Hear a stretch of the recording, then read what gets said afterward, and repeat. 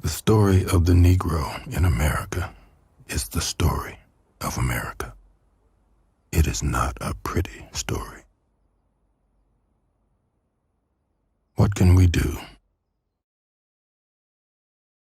Well, I am tired. I don't know how it will come about. I know that no matter how it comes about, it will be bloody. It will be hard. I still believe that we can do with this country something that has not been done before. We are misled here because we think of numbers. You don't need numbers. You need passion. And this is proven by the history of the world.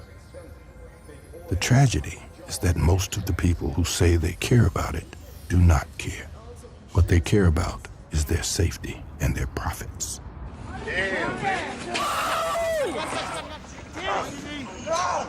This is the formula for a nation or kingdom decline.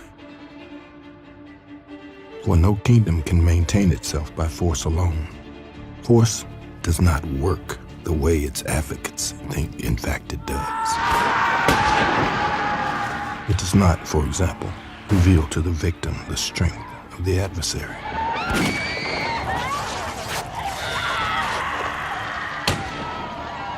On the contrary, it reveals the weakness, even the panic of the adversary. And this revelation invests the victim with passion. Most of the white Americans I've ever encountered, really, had a Negro friend or a Negro maid or somebody in high school, but they never, or rarely, after school was over or whatever, came to my kitchen. We were segregated from the schoolhouse door. Therefore, he doesn't know.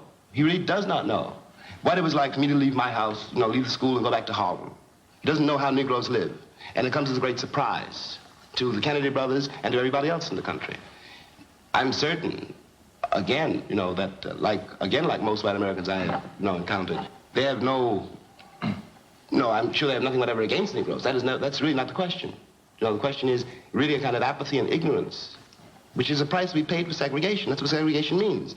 You don't know what's happening on the other side of the wall because you don't want to know. I can't be a pessimist because I'm alive.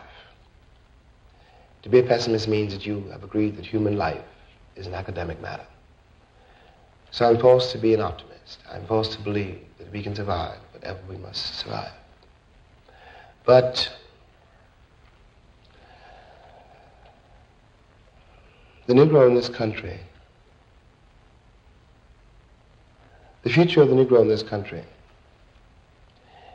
is precisely as bright or as dark as the future of the country.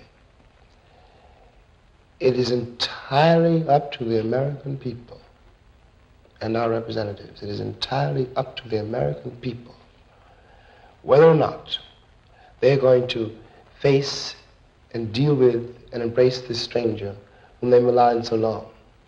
What white people have to do is try to find out in their own hearts why it was necessary to have a nigger in the first place. Because I'm not a nigger. I'm a man. But if you think I'm a nigger, it means you need him. The question you've got to ask yourself, the white population of this country has got to ask itself, north and south, because it's one country, and for a Negro, there is no difference in the north and the south. There's just a difference in the way they castrate you. But the fact of the castration is the American fact. If I'm not the nigger here, and you invented him, you, the white people, invented him, then you got to find out why. And the future of the country depends on that, whether or not it's able to ask that question.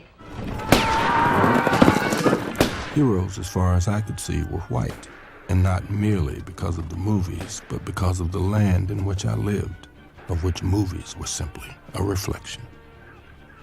I despised and feared those heroes because they did take vengeance into their own hands. They thought vengeance was theirs to take. And yes, I understood that. My countrymen were my enemy.